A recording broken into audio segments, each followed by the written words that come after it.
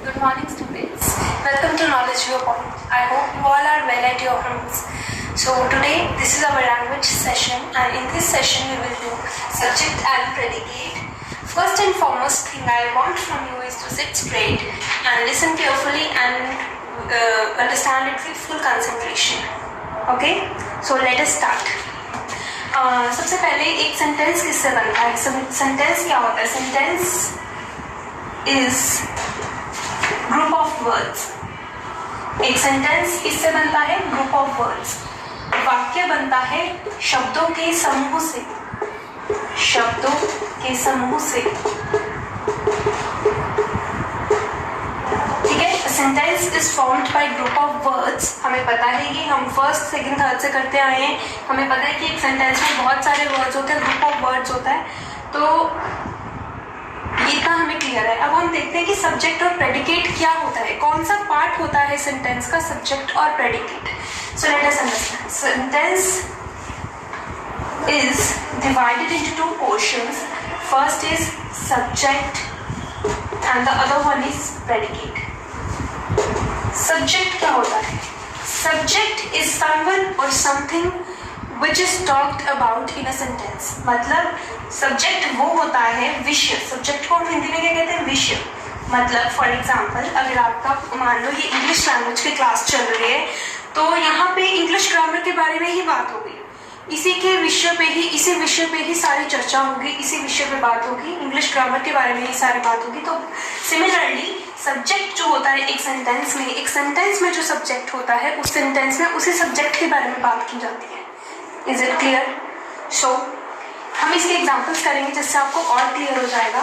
Now we will understand what is predicate. Predicate क्या होता है? प्रेडिकेट होता है उस सब्जेक्ट के बारे में, उस विषय के बारे में क्या बात की जा रही है. What is talked about. Subject के बारे में क्या बात की जा रही है, क्यों, वाई, क्या रीजन है उसे पढ़ने का. ठीक है. तो दिस इज बेसिक डेफिनेशंस. तो एक बार हम दोबारा समझते हैं कि सब्जेक्ट क्या होता है और प्रेडिकेट क्या होता है. Subject is something that is talked about. ठीक है. जिसके बारे में उस वाक्य में, उस सेंटेंस में बात की गई है. वो कुछ भी हो सकता है आपका. ठीक है. सब्जेक्ट हमेशा, मैं इसके बताऊंगी कि कौन कौन से पार्ट्स होते हैं, क्या पार्ट ऑफ स्पीच जो है वो सब्जेक्ट हो सकता है. ठीक है. तो इट मे बी सिंगुलर और प्लूरल. ये सिंगुलर भी हो सकता है और प्लूरल भी हो सकता है. For example girl is a subject. ठीक है. The girl is reading book. The girl वहाँ पे सब्जेक्ट है. The girls are reading book, तो वहाँ पे द गर्ल्स भी सब्जेक्ट है. तो मतलब वो सिंगुलर भी हो सकता है और प्लूरल भी हो सकता है. सिमिलरली यहाँ पे वन वर्ड भी हो सकता है. फॉर एग्जाम्पल अगर किसी का नेम है, for example Ashish is playing cricket. ठीक है. तो वहाँ पे वो वन वर्ड आया, सिर्फ आशीष सब्जेक्ट है.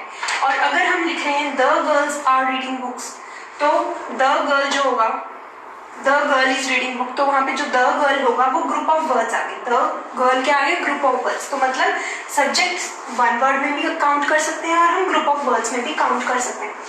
सिमिलरली अब हम पढ़ेंगे प्रेडिकेट क्या होता है. प्रेडिकेट होता है जो हमने पहले भी पढ़ा कि what we say about a subject in sentence. कि सेंटेंस में सब्जेक्ट के बारे में क्या बात की गई है, सब्जेक्ट के बारे में क्या कहा गया है. फॉर एग्जाम्पल अभी मैंने आपको बताया कि the girl is reading book. The girl, यहाँ पे हम लिखते हैं the girl is reading book. तो इस सेंटेंस में ये जो द गर्ल है ये सब्जेक्ट है और इज रीडिंग बुक वो कर क्या रही है? Is reading book. बाकी उस गर्ल के बारे में क्या बताया गया है? The girl is reading book. तो ये क्या होगा? प्रेडिकेट. बाकी क्या सेंटेंस जो बचता है, जो उसके बारे में कहा गया है, वो प्रेडिकेट होता है. And it must have a verb. Verbs क्या होते हैं? Is, am, are, have, had, has.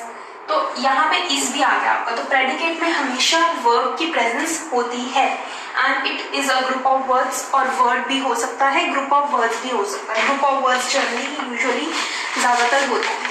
तो ये था आपका basic definitions of subject and predicate. Now subject क्या हो सकता है? सब्जेक्ट हमेशा या तो नाउन होगा या प्रोनाउन होगा. What is noun? I feel कि सबको पता होगा कि nouns क्या होते हैं. Noun is the name of animal, people, thing और प्लेस, किसी भी जगह, व्यक्ति, वस्तु या किसी इंसान, जानवर का नाम वो संज्ञा कहलाता है या नाम कहते हैं हम जिसे। तो नाउन्स किसी का भी नेम हो सकता है, name of any people, animal, thing और प्लेस। बेसिकली अर्थ पे कोई भी चीज है, अर्थ पे कोई भी चीज है वो अपने आप में एक नाउन है। फॉर एग्जाम्पल अगर ये बोर्ड आपको दिख रहा है इस वॉल पे, तो ये बोर्ड अपने आप में एक नाउन है, ये मार्कर अपने आप में एक नाउन है, एंड माई सेल्फ अनमोल, मैं खुद भी एक नाउन हूँ। ठीक है, तो जितने भी चीजें हैं, इंसान हैं, एनिमल्स हैं अर्थ पे, वो सारे क्या होते हैं? नाउन्स। और प्रोनाउन क्या होते हैं? The words which are used in the place of noun, words which are used in the place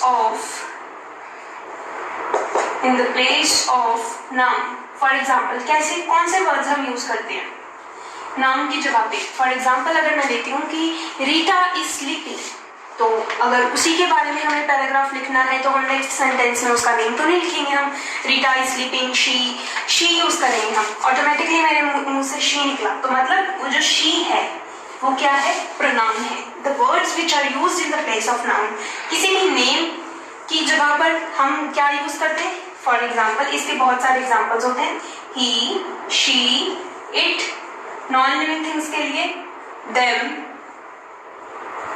they, ऐसे भी चीजें, बहुत सारे प्रोनाउंस होते हैं। While doing examples you will understand it clearly. ठीक है, तो आपको आई थॉट कि समझ आ गया होगा कि सब्जेक्ट में हम क्या यूज करेंगे? Nouns and pronounce. सब्जेक्ट जो होगा वो नाउन और प्रोनाउन से बना होगा। नाउन किसी का भी नेम हो सकता है और प्रोनाउन हो सकता है। फॉर एग्जाम्पल हम दे यूज कर रहे हैं, देम यूज कर रहे हैं, मैं अभी एग्जाम्पल्स करवाऊंगी, उससे आपको और अच्छे से क्लियर हो जाएगा।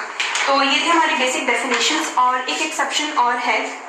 Exception, as you know English is very beautiful language, English बहुत ही सुंदर लैंग्वेज है। तो एक एक्सेप्शन है, सब्जेक्ट हर सेंटेंस में जरूरी नहीं है कि सब्जेक्ट हो, मोस्टली यूजुअली हर सेंटेंस में सब्जेक्ट होता है, बट कुछ सेंटेंसेस ऐसे होते हैं जिसमें सब्जेक्ट नहीं होता। वो कौन से सेंटेंस होते हैं? वो सेंटेंसेस होते हैं ऑर्डर्स, रिक्वेस्ट, एडवाइस, कमांड्स। मतलब ये सारे के सारे जो ऑर्डर्स हैं या रिक्वेस्ट करते हैं हम किसी को, ये कौन से सेंटेंस कहना चाहते हैं? Imperative sentences.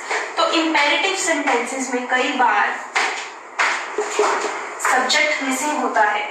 For example please open the door, please open the door.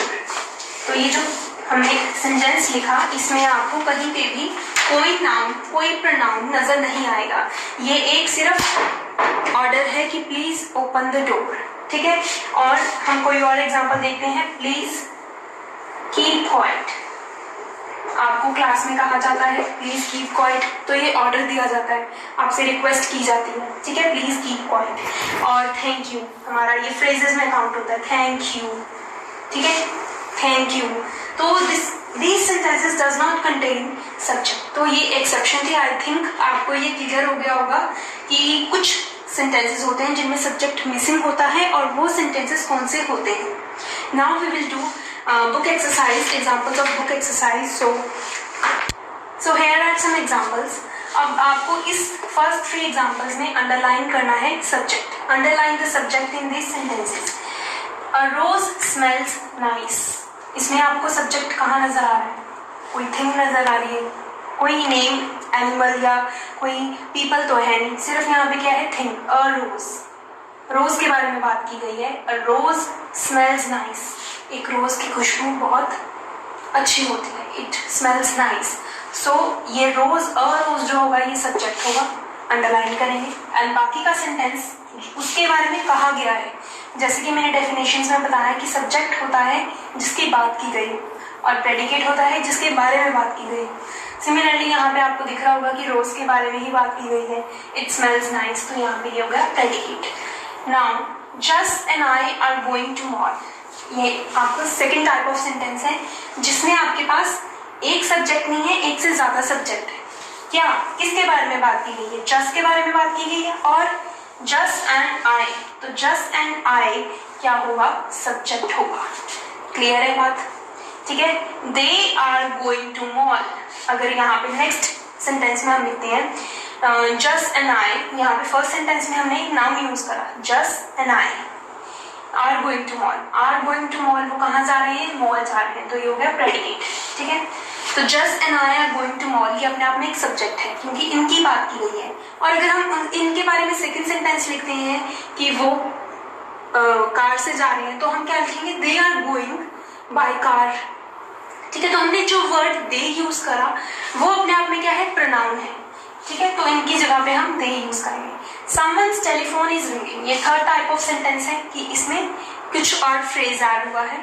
Someone's telephone is ringing, किसके बारे में बात की गई है, टेलीफोन के बारे में बात की गई है। किसका टेलीफोन, समवन्स टेलीफोन, किसी का टेलीफोन क्या हो रहा है, ये हो गया आपका सब्जेक्ट कि इसी के बारे में बात की गई है, समवन्स टेलीफोन के बारे में।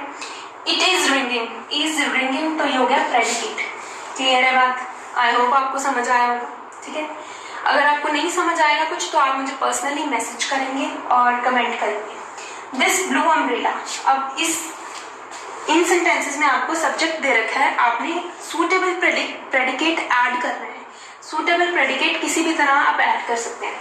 दिस ब्यूटीफुल अम्ब्रेला, अम्ब्रेला के बारे में आपने कुछ भी कहना है, तो this blue umbrella is very beautiful, very beautiful, तो आपने इसके बारे में प्रेडिकेट लिख दिया, the blue umbrella is very beautiful, तो ये प्रेडिकेट हमने लिख दिया। अब हर ग्रैंडमदर, हर यहाँ पे क्या है, प्रोनाउन, ये क्या था, नाउन। आपको छोटी छोटी चीजें नोटिस करनी है जिससे कि आपका बेसिक्स क्लियर हो जाए। Her grandmother is going to temple, her grandmother is going to temple. ठीक है, तो जो ये आपने लिखा सूटेबल प्रेडिकेट आ गया बिल्कुल। हर ग्रैंडमदर, ये क्या बना आपके पास, ग्रुप ऑफ वर्ड्स, ये क्या है, सब्जेक्ट है। सब्जेक्ट आपको गिवन है, आपने उसके बारे में प्रेडिकेट लिखना है। तो इस तरह से काफी सारे क्वेश्चंस हैं आपकी बुक में, वो आपने कंप्लीट करने हैं। आई होप आपको लेक्चर अच्छा लगा होगा and thank you so much. If you have any doubt then please personally message me or comment me and I will answer your questions at your time. Thank you so much and please do like, share and subscribe my channel. Thank you.